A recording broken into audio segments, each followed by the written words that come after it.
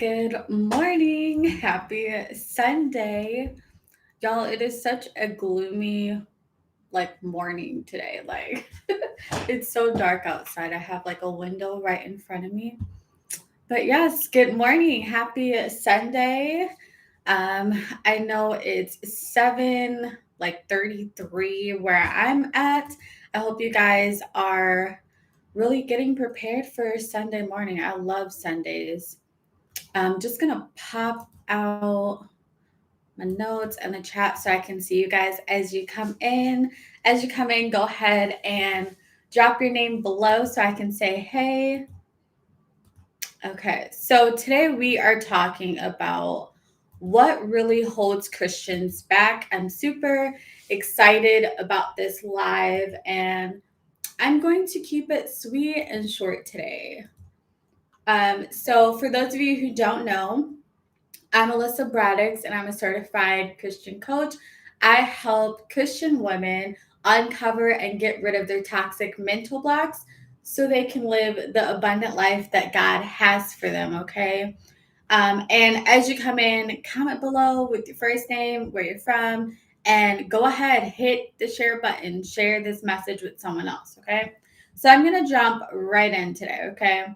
So, the biggest point of resistance or pushback that you will have is actually doing the work or the steps to move forward. Okay. So, the biggest point of resistance or pushback that you will have is actually doing the work or the steps it takes to move forward. Okay. You may be ready to do the work and finally be free and get unstuck. But I have noticed that the number one thing that causes people to freeze up is fear, you guys. Fear is the number one thing that keeps Christians from not moving forward, from holding themselves back. So, here's some of the common fears I have seen within my clients as well as myself, okay? Write these down.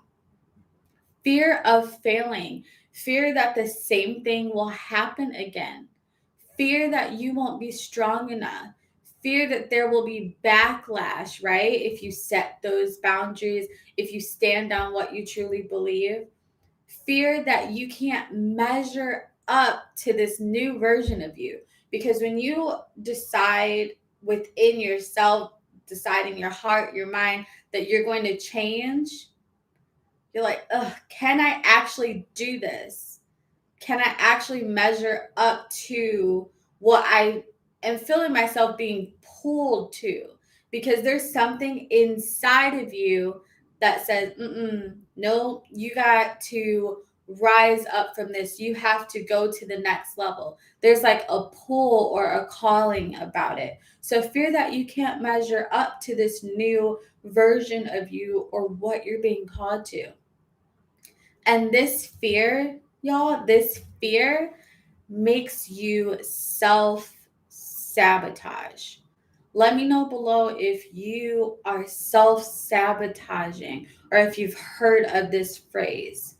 So, self sabotage is when you subconsciously do things that fulfill your own beliefs, okay? Whether those beliefs are based on facts or not. And it was so much easier. I'm going to just be honest with y'all, okay? It was so much easier to stay comfortable, to continue to people please, to continue to be burnt out, to continue in what I was used to, regardless of how dysfunctional it was. It was so much easier to just stay in my little comfortable bubble and do the things that I thought were correct, regardless of how dysfunctional they were, regardless of how it wasn't benefiting me or pulling me to my God given purpose. Comfort is so easy, y'all. And to keep that comfort, a lot of the times, what I have seen in myself and others is that we will make up a whole scenario of why we can't do something. AKA, we will make up excuses, okay?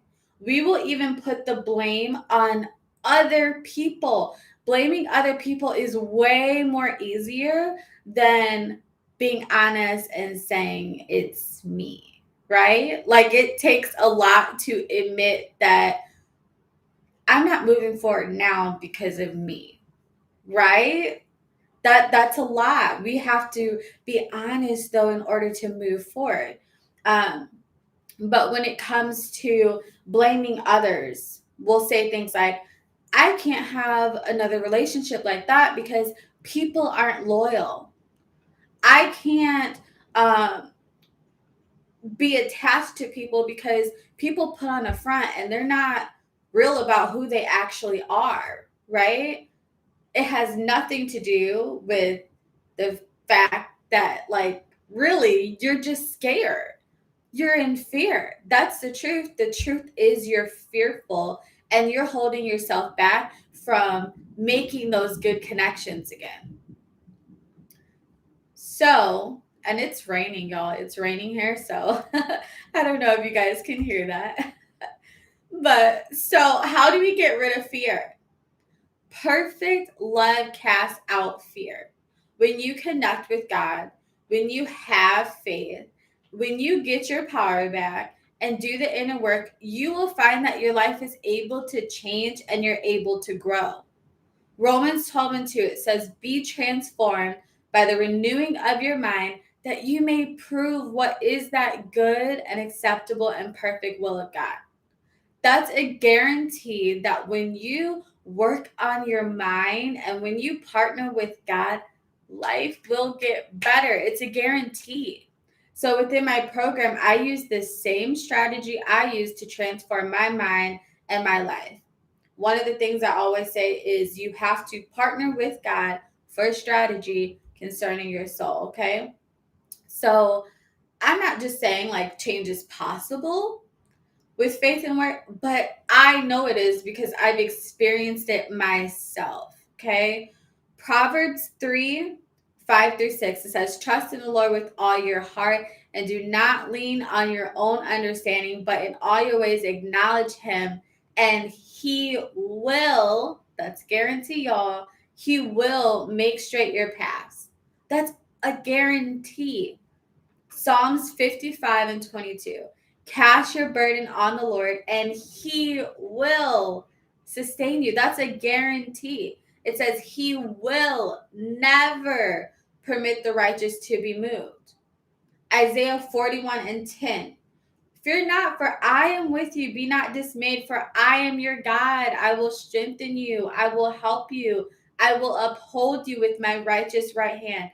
Guarantee. Those are guarantees. So, in other words, you don't have to live your life in fear. Okay?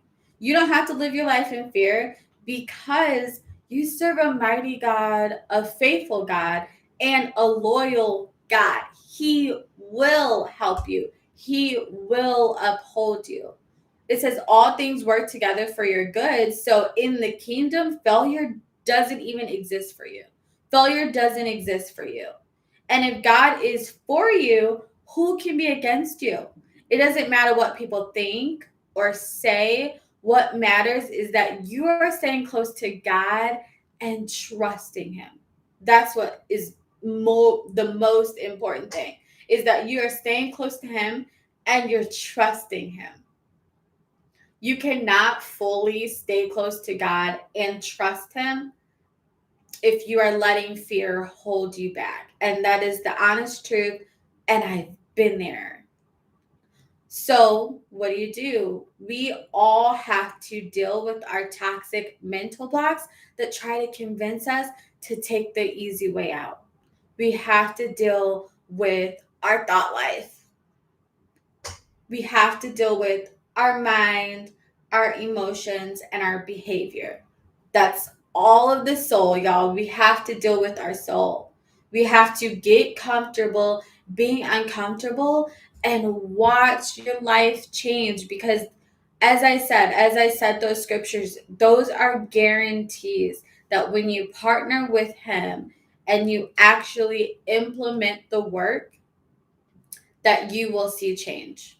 So don't allow the fear, that initial discomfort of stepping out of your norm, implementing the work, setting those boundaries for the first time, right?